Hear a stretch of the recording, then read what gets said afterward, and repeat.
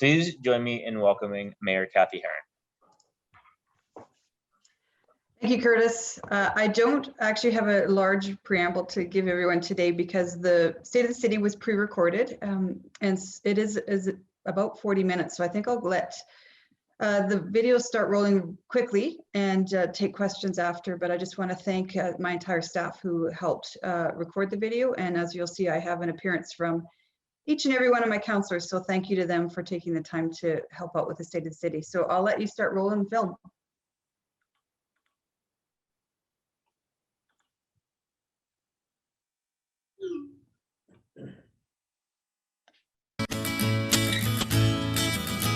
Good afternoon, everyone. Thank you for joining me for the final State of the City of this council's term. I would like to thank the Chamber of Commerce for once again hosting this really important event. We respectfully acknowledge that we are in Treaty 6 territory, traditional lands of the First Nations and Métis people. As treaty people, Indigenous and non-Indigenous, we share the responsibility for stewardship of this beautiful lands. Now, this acknowledgement is even more significant this year in light of recent events in Kamloops and increased recognition of the Indigenous plight. St. Albert continues to walk the path of our Indigenous community members towards reconciliation, a path that we proudly set upon 4 years ago. This State of the City will be a recap of the last 4 years. In 2017, I was extremely fortunate to be elected with a group of smart, dedicated visionaries, a council who is dedicated to the community. Each and every day, I have thanked the electorate for their choices. To start today's State of the City, I'd like to quote myself from 4 years ago. I said, "Collaboration needs to begin with City Council." This past October, residents elected 7 individuals to be their voice at the table of collaboration. The unhealthy negativity has dissipated, making room for confidence and pride. So you might ask, how did this happen? Well, from the very beginning, this council made a commitment to work together, to support each other, and we have held that commitment for 4 years. So Councillors Broadhead, Hughes, Jolly, Mackay, Hanson, and Watkins, my sincere thanks to each of you for your continued commitment to working together. I know it wasn't always easy, but you've been a great example of a collaborative city council. St. Albert has really benefited from your efforts. Now, the role of council is not the day-to-day operations of our city. That's the role of the city manager and a staff of more than 600 people. A good council focuses on the high-level strategic direction and planning of the city. Instead of where, when, and how to fix a road, we build the roadmap for the future of our community. When each side of that coin, council and administration, recognize and embrace their roles, we're able to achieve so very much. To talk more about this, I would like to introduce Councillor Jackie Hanson. Hi everyone, my name is Jackie Hanson, Councillor with the City of St. Albert. Glad to be here with you. When the Mayor asked me to provide a highlight of the last 4 years, it was difficult to pare it down to just one thing. I've been focused on environmental issues, the watershed, EAC, AUMA. I've also been focusing on recreation, Service Place walking track, disc golf, Jerome McGinley Arena. But one of the things I actually ran on 4 years ago was improving governance. I championed the governance review in 2018, which led to the adoption of the new standing committee model. This model has created governance efficiencies by bringing items first to the committee level, which is a little bit more informal, then over to the council meeting. The advantage is we're able to do a deep dive into issues, take the time necessary on the difficult issues, which there are many, and truly focus on the topics that relate to our strategic priorities. The result, our council is better informed. The setting allows for a more thorough, thoughtful discussion and question and answer period. And I actually believe we're able to listen a little bit better. It's more welcoming to residents to speak to us sometimes in an informal setting than really going to the council chamber. So those are all pluses. And yes, there have been bumps in the road along the way, but overall the tone has been very good and the councillors' approach really has been collaborative for the most part.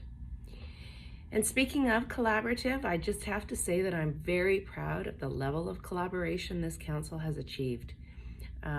It's not easy, but gone are the days of having a divided council where we can anticipate the outcome. We never know from one council meeting to the next what the vote's going to do, which way it's going to go. It has really improved the democratic process. It requires that members respect differences of opinion. We have to attack issues and not each other. And we can focus more easily on our strategic priorities, which I think we've been pretty successful at. So improved governance for me, good governance, means getting things done, staying focused, respecting each other, and being collaborative. And I think we have been able to achieve that this last 4 years. Thanks, and see you soon. Bye. In this age of social media and instant access to elected officials, it's easy for us to get wrapped up in the moment and lose the important focus on the future. I am proud that Council has stayed the course while ensuring that we continue to make this community fiscally responsible and sustainable over the long term, yet still respond to emergent challenges and opportunities. The Citadel fire is a good example of how planning really can have a huge impact on immediate concerns. Our heroic firefighters came to the fire with a plan, developed years in advance, on how to fight a fire in that specific building. Behind the scenes, the city was ready to support the firefighting. Did you know that water pressure was ready to be diverted from across the capital region? This was so that our firefighters had what they needed. Emergency support services had a plan in place ready for events such as this. So when the fire happened, our seniors were cared for, housed, and supported throughout the entire process. The response was that of a well-oiled machine, all because of good planning. Traditionally, councils would meet annually to develop a strategic plan. While a full year may seem like a long time to plan for in the life of a city, it's mere moments. So this council took the bold move to develop a full-term strategic plan to ensure that we remained on task and focused for the long-term success of St. Albert, her businesses, and her residents. The strategic plan covers 6 strategic areas: growth policy framework, an economic development strategy, building a transportation network, infrastructure investment, housing, and environmental stewardship. But this year, we actually added a 7th priority that we could never have predicted in 2017, and that was COVID recovery. So our first strategic goal was called Growth Policy Framework. Growth is the lifeblood of any city. Without growth, we stagnate and falter. But growth for the sake of growth is damaging and aimless. Growth needs to be strategic and guided. It needs to be well planned so that we are not overburdening our infrastructure. Well-planned growth needs to allow for new neighborhoods, services, business opportunities, and the infrastructure to support them all. In fact, lots of the infrastructure work this term has had us playing catch-up to address unplanned and unexpected growth. Something that I am particularly proud of is the Municipal Development Plan. It has been rewritten for a more modern, citywide plan to allow for growth and change. It plans roads, services, and neighborhoods to handle a future city of up to 100,000 residents. Titled Flourish, the plan provides the City of St. Albert with the ability to not only grow, but to thrive and achieve the successful lifestyle that our residents and our businesses deserve. Flourish addresses preferred directions of growth and appropriate infrastructure investment. We needed to develop progressive policies to accommodate for what our current residents expect, while acknowledging that future generations may embrace new or different values. A city obviously needs new land to develop and grow. At the very beginning of this council term, we began negotiations with Sturgeon County on the annexation of future development land. Again, collaboration and mutual respect was the key priority of these negotiations. I am happy to report these discussions are concluded and the final proposal has been delivered to the province for approval. I am really hoping to receive an announcement of the acceptance by the end of this year. Once more, I really need to publicly thank Mayor Alana Nachu and her whole council for their understanding of the regional growth needs and their trust in us that this land will continue to be governed in a responsible manner. This was a massive annexation. that will provide St. Albert with a chance to plan several generations of development for our community. We have a chance to not only look that far ahead into our city's future, but to actually plan and allocate land to industrial, commercial, and residential development. The effects of this planning won't be seen for many years to come, but future generations will benefit from a beautifully planned and thought out city. The job of managing and planning this land will fall on the shoulders of the next council. And I encourage every resident of St. Albert and their businesses to participate in what I'm sure will be the most public engagement process in our city's history. This is your chance to plan the future of St. Albert. Let's not squander it. So within our existing borders, another significant land achievement occurred for residents of Kingswood. After years without a park, we finally managed to secure the wide open space on Kingswood Drive to develop a really beautiful park. To speak to this, I have asked the champion of this initiative, Councillor Ray Watkins, to share a few words. Thank you, Mayor Heron. One of the accomplishments that I am proud of is the securing of a park site in the Regency Kingswood neighborhoods. For over 3 decades, the landowner has resisted dedication of a park site in the area. But in 2020, we were able to come to an agreement with the landowner to obtain title to a 2.3 hectare park in the middle of the neighborhood. Planning for the site is complete and construction of the park will begin this year. After over 3 decades, the residents of Regency Kingswood will finally get their park. I look forward to returning to normal life with restaurants and recreational facilities reopening, in-person meetings, handshakes and hugs, and enjoying our beautiful recreational amenities. Strategic goal number 2 was all about transportation and transit. We can all agree that traffic and transit were probably the biggest topics of conversation during the 2017 election. St. Albert's residents demanded improvements to an overstressed and underdeveloped system. So of course, we had a strategic priority associated with traffic and transit. Our traffic woes were very similar to other cities in the region and were due to growth experienced in the early part of the millennium. Quite frankly, our road network wasn't proactively set up to receive such a sudden increase in demand. So now we have roads that are too busy and it's difficult to play catch up while continuing to support new development and respecting the need to keep taxes and expenses in check. Our roads are not independent from each other. They're part of a symbiotic system, and there are many improvements that would help with flow through our city. But which to do first and which will be most effective? So we completed a roadway network evaluation early in this term that identified the prioritization of these needed improvements and allowed for an evidence-based approach moving forward. Through this evidence-based approach, we were able to identify that the twinning of Ray Gibbon Drive didn't have to be done all at once. In the past, we viewed the twinning of this road as one big project, but we were able to divide the work into 4 bite-sized pieces, which appealed to the provincial government and allowed us to get the co-funding to finally twin this crucial corridor. Phase 1, from Edmonton's border to Leclerc Way, was the worst bottleneck of traffic. In fact, it accounted for most of the frustration on that road. Now that it's complete, traffic flows so much more smoothly. Phase 2 will twin the road across the Sturgeon River to McKenney Ave, with construction starting in the spring of 2022.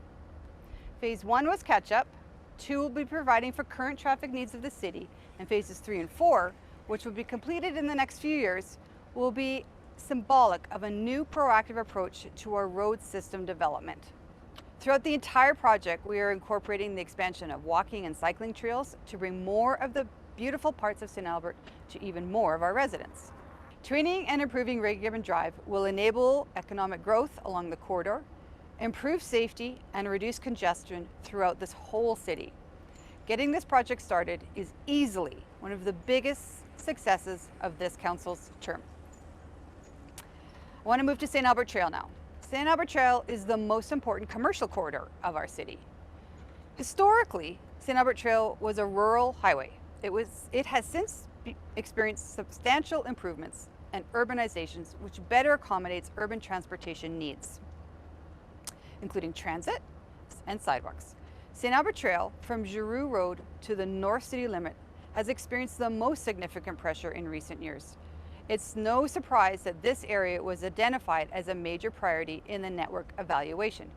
This is a very big and very expensive project. So we decided it was best to divide funding for these improvements into 3 scheduled phases. Phase 1 was from Boudreau to Coal Mine Road, which is currently under construction. Phase 2 will be Coal Mine Road to Everett Drive. And finally, Phase 3 will be Everett Drive north to Neil Amras Road. This will add another lane in each direction, adding sidewalks and trails, and adding much better turning lanes that can handle more cars. Another part of our system is Intelligent Transportation Systems, or ITS. ITS uses smart technologies to make the most of our existing roads. ITS is a long-term strategy because there's no easy button to make roads efficient, but we are already seeing the benefit of ITS on St. Albert Trail. Another system is being used on Boudreau Road for comparison. These new systems use an adaptive style of signal control in real time to adapt continuously to the needs of the intersection throughout the day. We have expanded its central monitoring system using fiber communications to connect to intersections and allow for remote live monitoring. St. Albert is actually the first municipality in Canada to use this software. The goal of these 2 systems was to assess each individually to select the best system for St. Albert's needs. We needed a full year to properly assess these systems, but thanks to COVID, this has been delayed. Not because of staffing issues, but because of the way our roads are used. During COVID, we have more local destination traffic, fewer commuters into downtown Edmonton, and approximately 7 to 10% fewer cars on the road as a whole. So we have to wait until we get back to normal so we can properly assess traffic patterns. Once assessed and measured, and once our construction projects are done, our roads will be as efficient as possible. They'll never be perfect. They can't be, but they will be a lot better. Furthermore, these projects will be the culmination of our catch-up program. Future roads should be planned proactively for growth, ready for larger volumes, and ready to expand so that future generations don't have the traffic challenges we're facing right now. Congestion in our network has placed some unwanted pressure on neighborhood roadways because drivers seek alternative routes to avoid congestion. This puts our children, our pets, and ourselves at risk. Many actions have been taken to influence traffic safety and reduce collisions. Programs such as Safe Journeys to School and Neighborhood Traffic Calming identify the city's commitment towards traffic safety.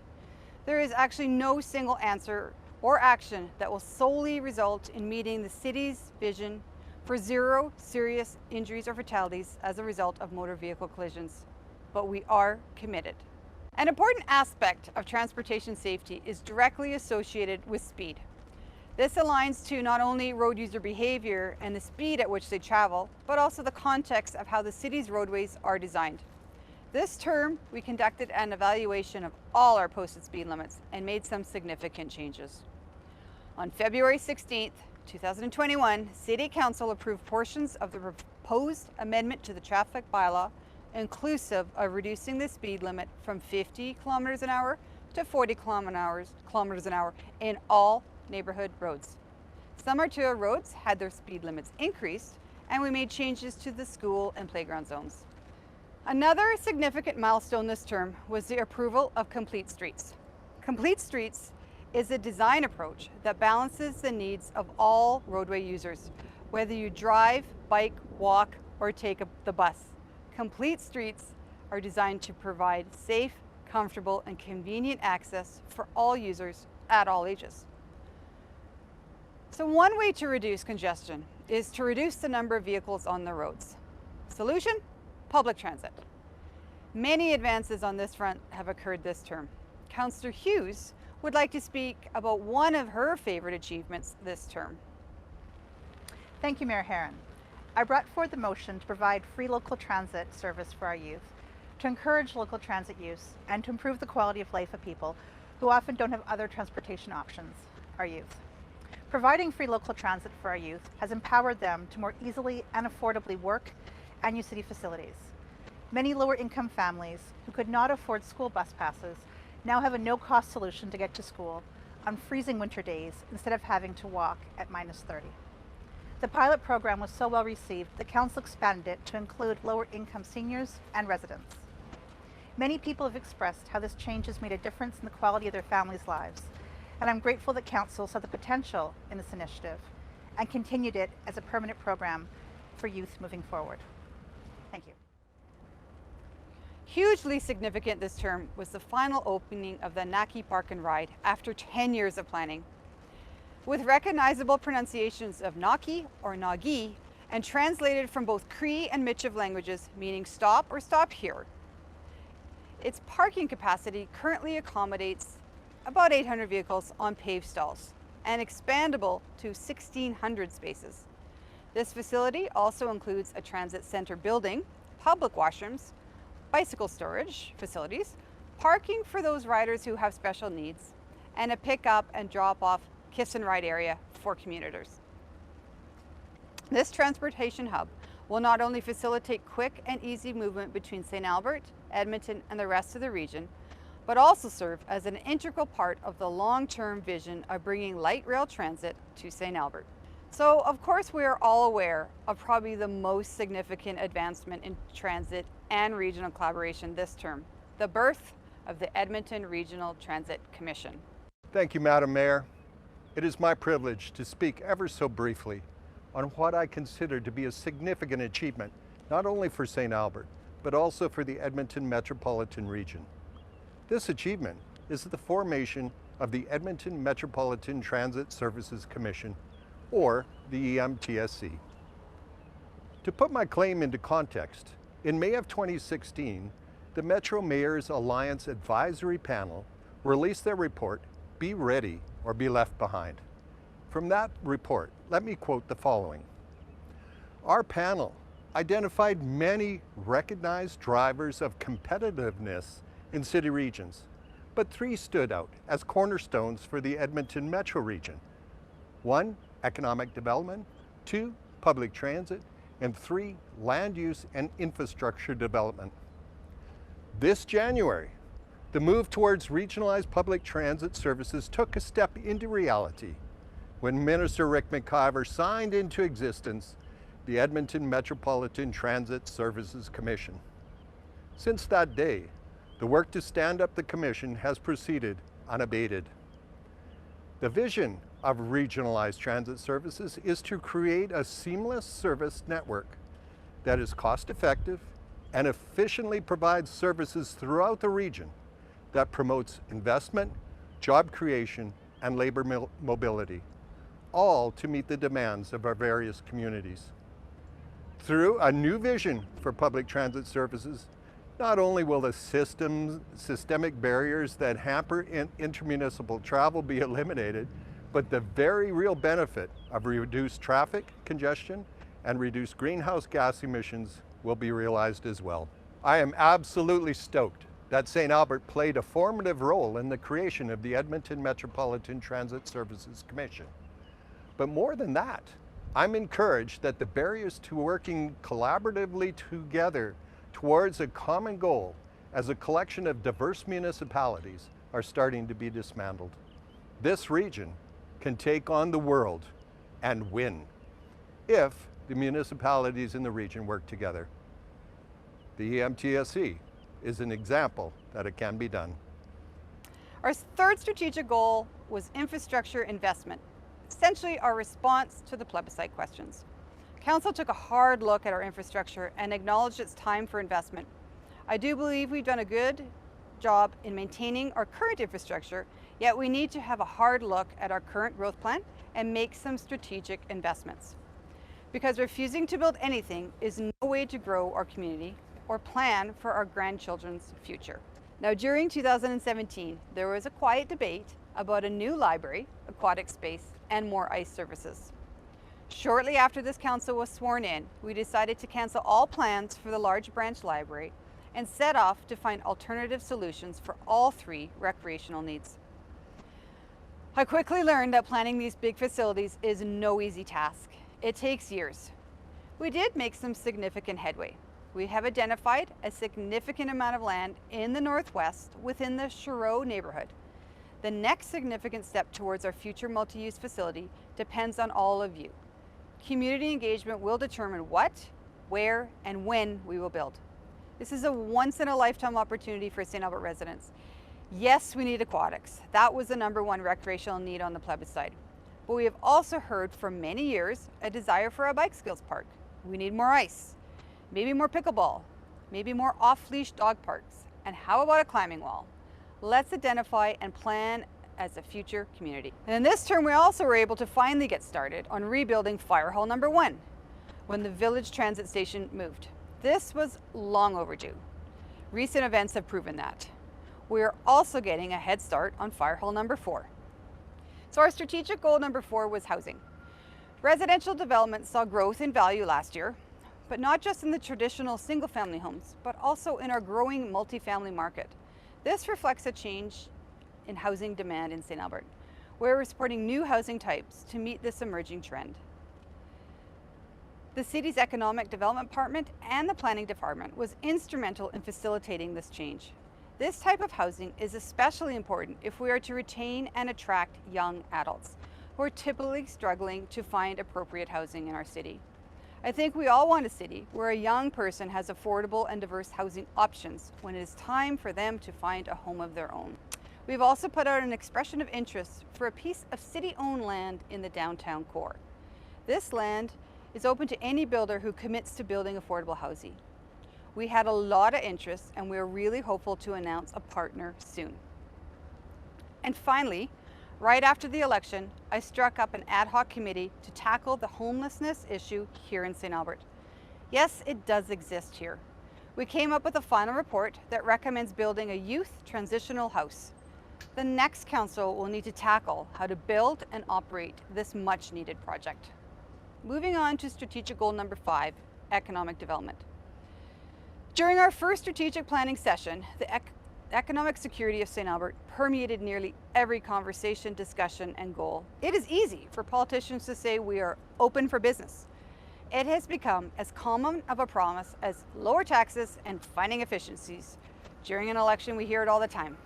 But we know that for St. Albert to be open for business, our bylaws and policies need to reflect that mindset. Rules, regulations, and bylaws should be in place to protect and serve our community, yet should be flexible enough to prevent them from becoming unreasonable barriers for businesses to flourish. Our businesses and our community is not a combative relationship. It's supposed to be symbiotic. So Council is very proud of the work done by Mr. Scoble and his team on our green tape strategy. And we were recently highlighted as a provincial example of excellence by the Deputy Minister of Municipal Affairs. Now, St. Albert has shown growth year over year over year. This is a unique feat in Alberta and proves that St. Albert is a smart investment, and these projects happen because investors have confidence in our economy. Construction permit values in 2020 exceeded $200 million. This exceeded 2019 by over 40%. As a matter of fact, 2020 saw the highest totals locally since 2017. Industrial permit values climbed to their highest levels since 2016. The 44 million in industrial permit values accounted for 22% of all permits in 2020. St. Albert led the Edmonton metro region in industrial area, square footage, under construction in the last half of 2020. Once complete, St. Albert will have a larger industrial inventory than Sherwood Park, not including Strathcona, of course. This term, I've been able to participate in so many ribbon cuttings. I just love welcoming new businesses, large or small, to St. Albert. Here is a small example. We had Landmark, we had Lowe's, HomeSense, Marshalls, Independent Foods, Old Navy, Bodega, Gypsy Moon Winery, Orion Plastics, Effing Seafoods, Mercado, Perks Nutrition, at least 3 daycares, St. Louis Bar and Grill, Salisbury Greenhouse, Rose and Onk's Hair Company. St. Albert Centre opened some exciting new spaces. There were several new restaurants opening here in St. Albert. And let's not forget that St. Albert welcomed our 3rd hotel. And then, of course, Uline. Huge investment, and as a direct result of Ray Gibbon Drive. These ribbon cuttings really are one of my favorite parts of the job. Servicing the west side of Ray Gibbon Drive was a huge priority for this council. It will open up long overdue development in Lakeview Business District. We have also completed the preliminary work for an area structure plan in this area. Honestly, at one point this seemed financially unfeasible, yet with the help of the provincial stimulus dollars and a motion by Councillor Broadhead, we've accelerated these timelines. So coming out of the Be Ready or Be Left Behind report, commissioned last term, we have made significant regional progress on the 3 recommendations. The first recommendation was to establish a regional economic attraction agency, and I was really pleased in January of 2018 to attend the launch of Edmonton Global. The second was to establish regional transit, which Wes has so eloquently spoken to. And of course, the third was to establish a methodology for the region to share in the investment in the region, as well as the benefit that comes from that investment. Through the Edmonton Metro Region Board, we now have a framework for shared investment for shared benefit. But what I feel is much more significant advancement in this area was the signing of the Collaborative Economic Development. To speak to this, I have invited Councillor Ken Mackay to the stage. Thank you, Madam Mayor. As residents, we know how fantastic our community is, but we also have the advantage of living within a dynamic Edmonton metropolitan region and capitalizing on the many opportunities that living in the region offers our residents. St. Albert is actively involved in leading regional issues, whether championing regional transit, looking for collaborative economic development, or shared investment for shared benefit opportunities, or even identifying opportunities where we can share resources, expertise, and capacity to deliver essential services such as regional planning or other important regional services such as wastewater, stormwater, solid waste, and emergency services. Recently, 13 regional mayors signed a memorandum of understanding committing to work in partnership on developing new ways to work together to attract investment into the Edmonton metropolitan region. This model is the Collaborative Economic Development, or CED initiative, which is intended to advance economic opportunities through new non-residential growth and jobs for participating municipalities across municipal boundaries in the Edmonton metropolitan region. The key piece of this initiative is the removal of competition within the region and a focus on global competition, as well as a commitment to share the revenue that arises from new investment, no matter where it lands in the region. We have a lot to offer the globe: affordable land, low utilities, great healthcare and education, plus long-term political and economic stability. Our 6th goal was environmental stewardship. The definition in our plan is seek innovative practices to protect waterways and green spaces and reduce our environmental footprint to ensure the vitality of our natural resources for future generations. The city can easily stand tall on our environmental record. We are, after all, the botanical arts city. Our recent proclamation as one of the world's tree cities is a testament to our commitment. This term, I can point to successes such as Midtown, which will be Canada's first ever built green certified community. Niche Developments, which is where the Blind Pig space was, will be St. Albert's first zero energy building. Just this month, we passed out our Clean Energy Improvement Program, which helps people make energy efficient upgrades to their properties without having to put money down. The cost of the upgrades is recovered through the owner's property taxes. And this fall, a business case will be introduced for a home energy retrofit accelerator. This will help property owners understand their home energy efficiency and provide rebates for upgrades. Solar energy. Long ago, we installed solar panels on our bus barn to charge our famous electric bus fleet. Recently, we completed an installation on our public works facility, and there is an upcoming massive installation on Service Place. The city is actively pursuing a solar farm with the sole purpose of generating clean energy to use as a revenue generation opportunity for the city. But energy transition is as much about the environment as it is about jobs. I've spoken in the past about the 3 pillars of sustainability, yet now, more than ever, international focus is on ESG, which stands for the environment, social, and governance. This may be a trendy term, but St. Albert is shifting its focus on the 3 pillars of this new international attraction position. Often the environment pillar gets the most attention when it comes to sustainability, and as I have stated above, we are regional leaders. When it comes to the social, There are 4 widely distinguished perceptions of the social pillar: equity, awareness, participation, and social cohesion. Equity refers to the distribution of welfare goods and life chances on a fair basis. Raising public awareness of sustainability issues with the view of encouraging alternative, sustainable consumption patterns and triggering behavioral change is another key concept of the social pillar. Participation is a notion of consultation and refers to the goal of empowering as many social groups as possible to influence the decision-making process. Promoting happiness, well-being, minimizing social strife, reducing crime, promoting health, both mental and physical, combating bullying, and antisocial behavior are some of the elements that define social cohesion. This term has seen a renewed dedication in our relations with the Indigenous community.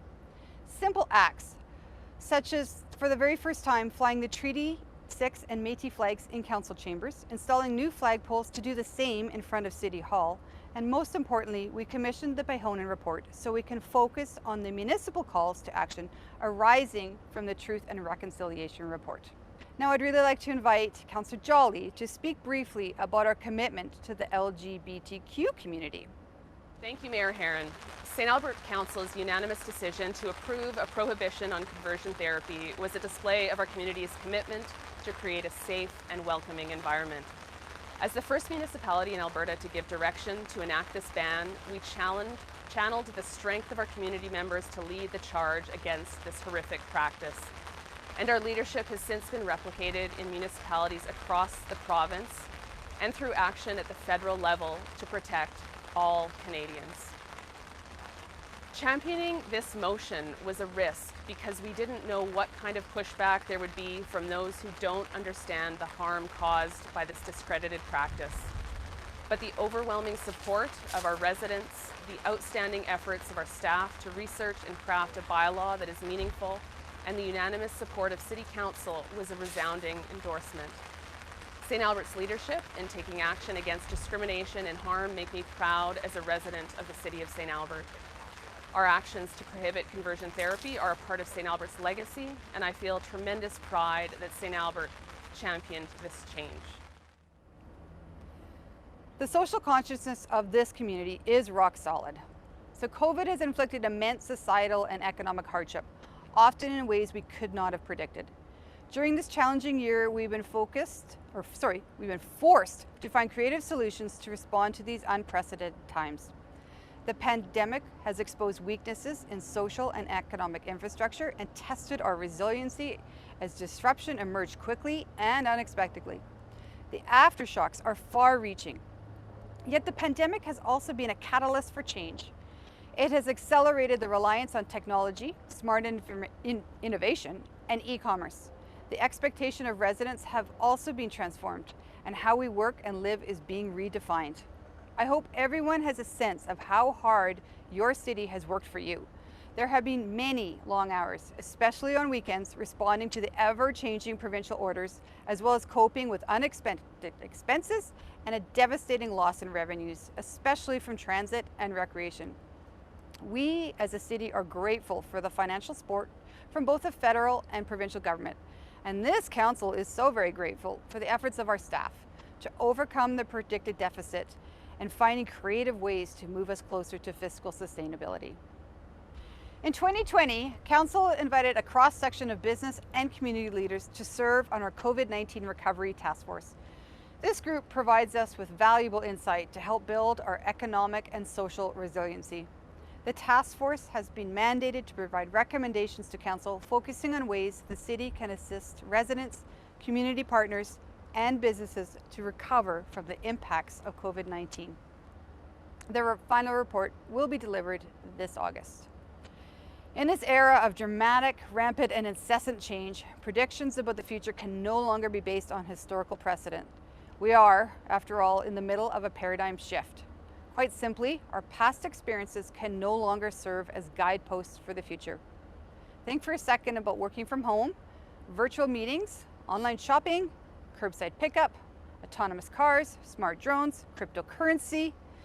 When we had a Blockbuster in St. Albert, these ideas were only found in the science fiction section. yet they're quickly becoming a reality.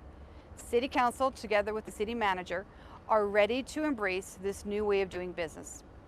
We are open to new ideas, innovation, and willing to do something different if it benefits St. Albert. Change is really the only constant.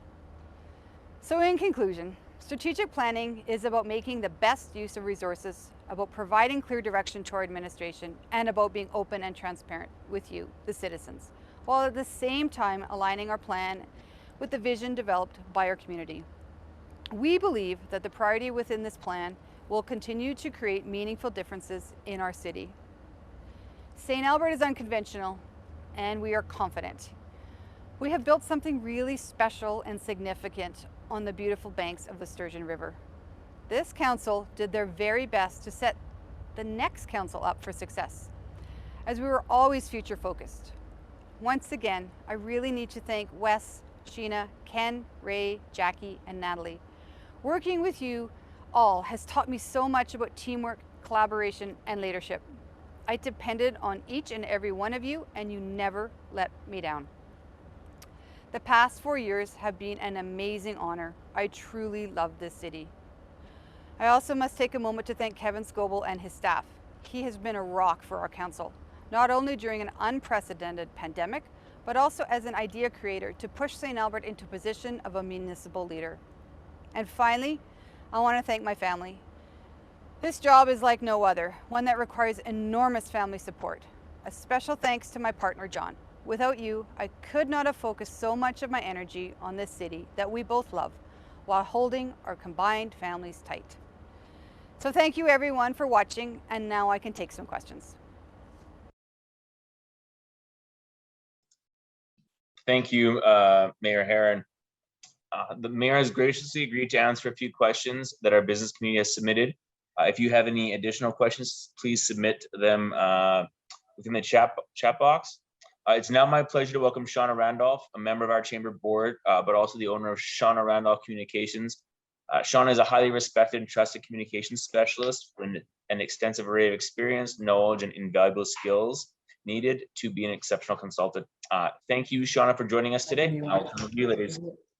Thank you very much, Curtis. Appreciate that. And I'm just honored to be asked again to take part in this part of this event, the Q&A session. I recall last time back in the fall, Mayor Heron and I were on the stage of the Arden Theater, and it was more like a TV talk show kind of format, and this time, of course, virtual, and it's fitting because a lot of interview shows, that kind of thing these days are very virtual. So I know I don't have a lot of time. We do have a few questions, as Curtis mentioned, that were submitted from the business community, and then we'll see if any other ones pop up here. Okay, hello, Mayor Heron. Nice to see you virtually. Yes, it's not as much fun as last year, but I'm glad to be here. Yeah, I agree. Me too. Okay, first one here is, well, first of all, you nicely outlined in your video the recap of the last 4 years. These are questions about things happening right now. And of course, COVID, of course, top of mind. So the first one here, as a result of the COVID pandemic, people have been encouraged to work from home. In some cases, some employees are refusing to return to the workplace as things have been opening up more. New home businesses are being started. Now, the question with all of this is there a review by the city as to what is permissible to be conducted from and in the home? So for example, can a moving company operate from home? Can an automotive repair operate from home? Shauna, that would actually not be a municipal question, to tell you the truth. I know the city staff are going to be approaching return to work in somewhat of a hybrid fashion. But questions such as automotive or moving companies, because this has always been, and it's always been our position throughout the whole pandemic, that this is a provincial matter because it's health related, those questions need to be directed to the province. Okay, obviously concern though, you can appreciate from people that have these businesses. What would you say to someone who is concerned about returning to the workplace? My biggest message has always been the solution to this pandemic is get a vaccination. So that will be my continual urging and message to all residents, is that once you have your second shot, we really should be quite safe. And for those of us who can't, not me, I can, but those who cannot get a shot, they need to be protected by our entire community. This is not an individual kind of a question. This is a joint effort between an entire caring community. So vaccinations to me are the solution. That's what we keep hearing from the province and the lottery and all. You can win money and prizes. Okay, still with the COVID pandemic, on June 8th, you recall, of course, council passed an amendment that will automatically repeal the City of St. Albert face covering bylaw when stage 3 of Alberta's Open for Summer plan begins, as the province removes its mandatory masking measures. Now, the question here, repealing the bylaw simultaneously as the province lifts its masking requirements eliminates any confusion for residents, from this person that submitted it, businesses, visitors, as to what the rules are. So why is the City of St. Albert prepared to automatically repeal the face coverings bylaw in stage 3 when the City of Edmonton is extended through the summer months? Will this not cause more confusion for the phase that for those who work, live, and shop in both cities? So Edmonton, St. Albert going back and forth. Right.